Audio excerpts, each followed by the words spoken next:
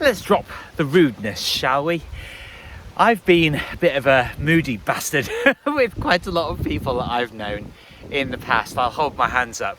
You know, whenever I speak, I'm by no means painting myself as a perfect angel who gets absolutely everything right and always knows the right answer to every single question. I do have humility though, and we all know that there are certain things that you hear that are just patently absurd, and we know that they're bullshit because you can figure it out very, very quickly. But I see a lot of people on Twitter and elsewhere playing the what if game, you know, just asking questions, or, you know, if you had to live in one of these countries, which one would it be and why? And it's like, well, yeah, okay, but we're living in reality. It's unavoidable that we live in the world with the conditions that as they are, and we do. And to me, anything else is delusion, and anything else is fighting, frankly. But the people that I watch, the content that I consume from podcasters and various people on social media, they do tend to lean towards the outlier positions. And when you get to, you know, the so-called conspiracy theorist realm, there is the tendency towards zealotry, that their particular worldview has the answer for absolutely everything. And the trouble with this position is there's very little humility in it, and there's no room for perhaps being in error, misconstruing things, having a grand narrative to the exclusion of all else, even useful information and true information that can get passed over because you think, oh no, my worldview says this and my worldview says that that's bollocks, and therefore anybody who believes that is either an idiot or hasn't thought things through properly. And what I witness in said people, I find them fascinating. I love watching them, but nobody's perfect, and I'm always prone and eager to sort of point out the flaws in certain ways of behaviour.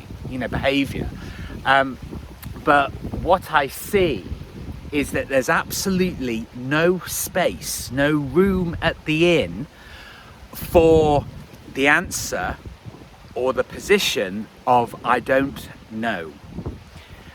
And I think that is really, really dangerous, because what we see in totalitarian regimes of the past, we can see patterns throughout history, and we may even be experiencing some of it right now, that the people who have all of the answers and aren't willing to say, oh, actually, you might have a point there, I don't know, I haven't thought about that yet.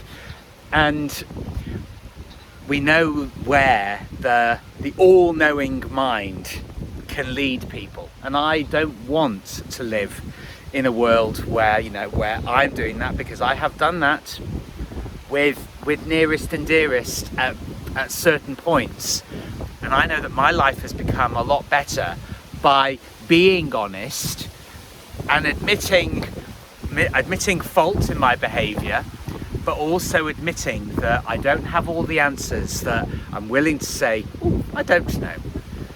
And that, to me, frankly, is where the real adventure in life actually resides, is those positions where you don't know, and allowing the real world, the world in which we all live, that we're all sharing, to deliver answers to me, rather than being the egotist that I have been at times, but actually being really open to not knowing and to being truly enlightened, and my buzzword for every video, peaceful in all of my endeavours. So let's drop the arrogance, let's acquire and practice some genuine humility. It's not humbleness, it's humility. That's something that's bullshit. When I hear humbleness, no, it's humility. And maybe that makes me a little bit of a judgmental prick, but I like to do things properly, you know? I like to have a good vocabulary. But let's have some genuine humility, where when we don't know, we're willing to admit it, and we're willing to work with other people for the good, for the joyful, and for the peaceful. God bless.